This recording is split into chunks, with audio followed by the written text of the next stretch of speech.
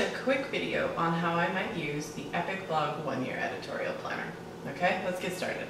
So, first page is just a welcome page to the editorial planner. Second page is our copyright, and then of course our table of contents to help you skip around to a specific section you want. The next two pages are your orientation to your editorial planner, and these just give you a good idea of how you might go about filling out some of the key pages in the planner, okay? This next page I consider to be pretty foundational to help you begin a year's worth of planning. So it's asking two questions. The first one is, what are 3 things your blog will stand for this year? So this gets at your purpose, your why. And then the question, what are 3 promises you're making to your blog community this year? And this can kind of just help you define what you want your blog to mean to your community, what you're going to provide to them consistently over and over and over again. So I think these questions are important, and I would try and be detailed with your answers if possible. And now a mini business plan for your blog.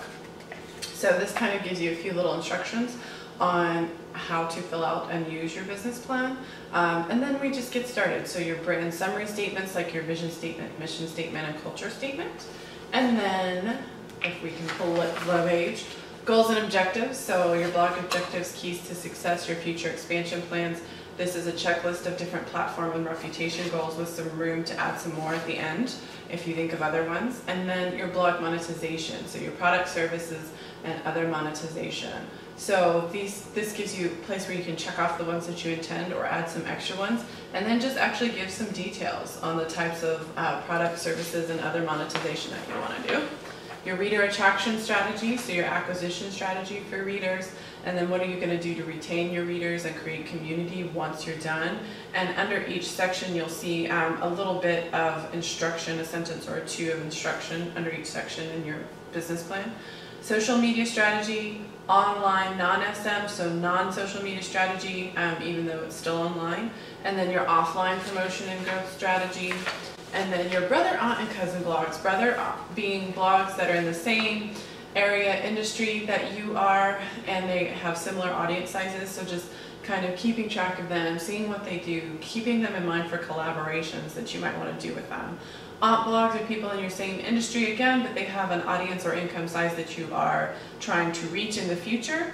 Your cousin blogs are people in different industries, but it's still a niche you enjoy, and you can read these blogs for inspiration or ideas that you can kind of carry over to your own blog in your own natural kind of way. And then your learning blogs, and these blogs are the ones just to identify that you can learn a few things from. So they may either be blogs about blogging, social media, or they can be blogs that are kind of like specific to learning things about, in your industry and furthering your own capabilities in your industry, okay? So I recommend finding 3 to 5 blogs in each of these areas to kind of keep track of.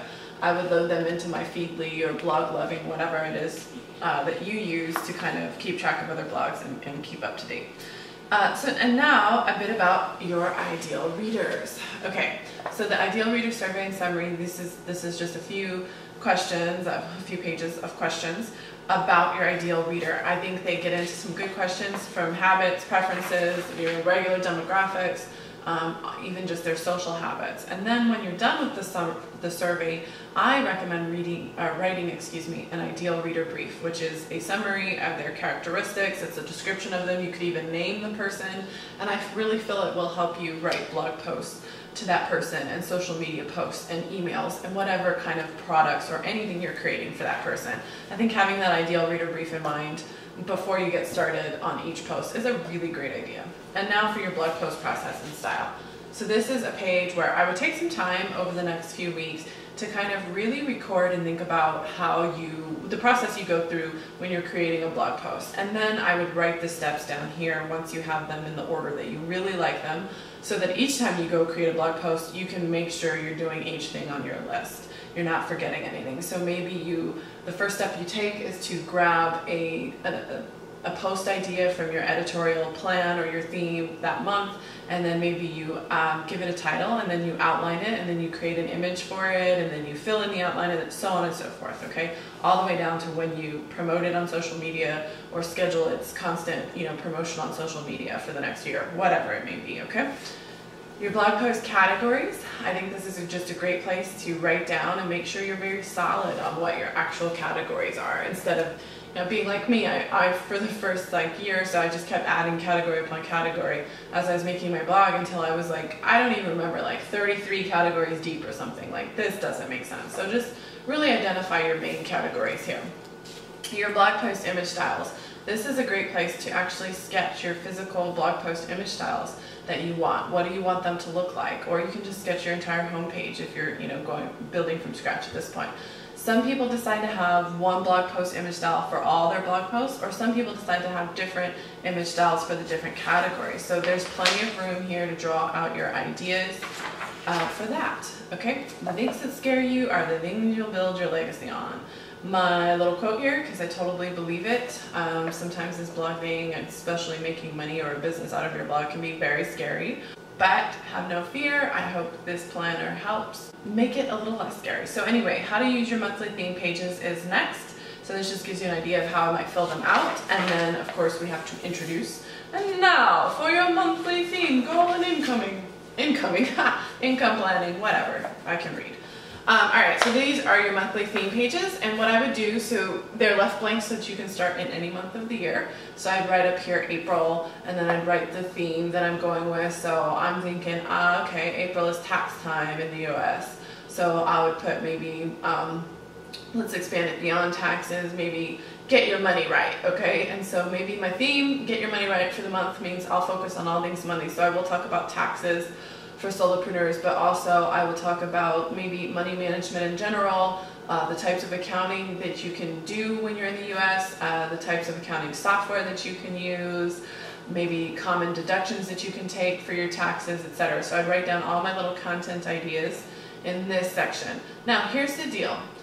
When you're doing theme planning, if you're not a person who goes by theme, maybe you go by goal instead. So I would write month April, and maybe instead of my theme, I would write down the goal of, I want to write 2 pretty long epic pieces that Google will love me for, and then I want to write 3 standard, length pieces. Or maybe my goal is, I know I'm going to be releasing a product in May, and I want to start writing posts that get people in that mind frame. So in May, let's say I was going to release a book on how to publish your own book or something like that.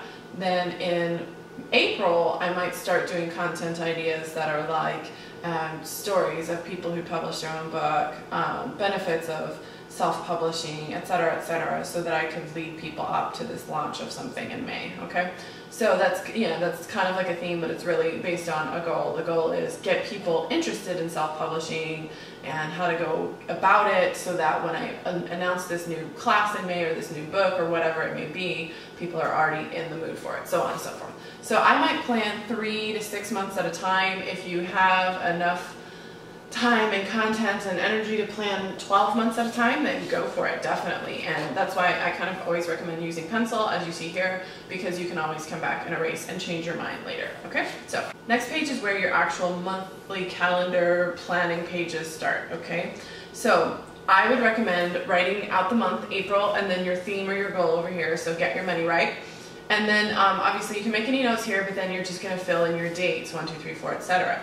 But before you actually fill this entire calendar in with content, I have some pages beyond the month that I want you to kind of pay attention to first, okay? So I'll show you, it's actually 4 pages. So I would write up here, April again, your theme again, get your money right. And this is where I'd write down all my final ideas. So I'd flip back here to where I had my content ideas for the month, and then on this page, I would actually write them down. Just the topic, or maybe the exact title that I'm planning for the post. Any images or supplies that I need. Do I need to take a specific photo? Do I need to buy XYZ software or whatever to kind of get it done? I would write down all those supplies here. Maybe you even just need to get in contact with a specific brand in order to do your post. Write that down there. And then over here you can write down the date that you want to post the post on, if it's date specific, or you can write down the order that you want to post them in, 1st, 2nd, 3rd, 4th post of the month. Or I want this on the 3rd, I want this on the 5th of the month, etc., etc. So you could make this sheet, and then I would hop over here and also make this sheet before you start filling in your actual calendar.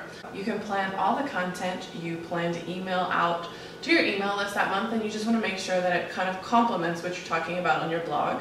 I think that's the most helpful way to do it. Your product ideas, if you plan to create any physical or digital products that month, maybe again, they can obviously link to something that you're doing on your blog. And keep in mind, you're planning sometimes 1 to 3 months ahead of time with this planner. So you would theoretically be able to come here and look at your product ideas a month or 2 ahead of time so that you could start working on them. So anyway, so make sure they kind of complement your blog content. And then lastly, your collaborations or sponsored content. So any other blogs that you plan to work with or any brands, you could write down those ideas here. And then one more set of pages before you get started that I want to show you. So there's this before the month and this is actually after the month. But before the month, again, you'd write down April, get your money right, and answer a few questions about your goals for that month. And then you can write down any blog maintenance tasks that you need to kind of finish, complete, or product creation and project tasks, anything that you want to do for any products you're creating, etc., etc. So after the month has passed, you can record some stats, some important stats, okay? So the number of blog posts added, how many did you add in March? 5. How many did you do in April? 7. What's the change? +2. Same with visitors, page views, etc., etc. Another place, or another thing that you can record at the end of the month is how much income there was from the blog and how many expenses. And then once you're done, and so this is after the month, but once you're done doing the things that I really recommend before the month, like this sheet and these 2 sheets, that's when I would really recommend going back in and filling out your calendar for the month. One thing that I like to do with my calendar is kind of color code it. So let me show you what I mean. So what I would do is I might use like a yellow dot, or you can just use a different color pencil or pen depending on what you're using. But I might use a yellow dot to mean blog post, and I would write down the name of the blog post on it. I might use a blue dot to mean my email list and write down my email list on it. And then red half dots might mean my business tasks like accounting or payroll or whatever it may be that I write down on my red dots. So then at the end of the month, when I have this all kind of filled out, I can just take a look and visually see, oh, that's how many blog posts. Oh, I have 3 emails that need to go out. Look at the days that I need to do business tasks. So that's kind of how I might use like dots or color coding. And then again, just this extra notes section, okay? So anyway, so these monthly pages kind of repeat themselves 12 times, and it's always the same thing, your calendar, and then your topic title kind of page where you can do some more in-depth planning before you fill in your calendar, and then your before and after. So this is just repeated 12 times so that you can do a full year of planning. And then once you get to the back of the planner, you'll see a few more pages that are, I consider, extremely helpful for what we're doing here. So the first set of pages is your blog theme or series ideas, and this would be a great place to write down any of those monthly theme ideas that you have, or series, just any set of posts, two posts or more that are all related. So you might do your Get Techie series and show people, you know, different tech within your industry, whatever it may be, okay? So that's where I'd write down theme and series. Then also what you might want to write down here is different blog product and opt-in ideas, okay? So any physical or digital products you plan to create, but then also the opt-ins for perhaps your email list or for certain communities or whatever. If people join your email list, or if people join XYZ or follow you on, you know, ABC platform, maybe they get a free opt-in of some sort. So this could be an ebook, this could be a checklist, it could be a number of different things that you provide in digital form.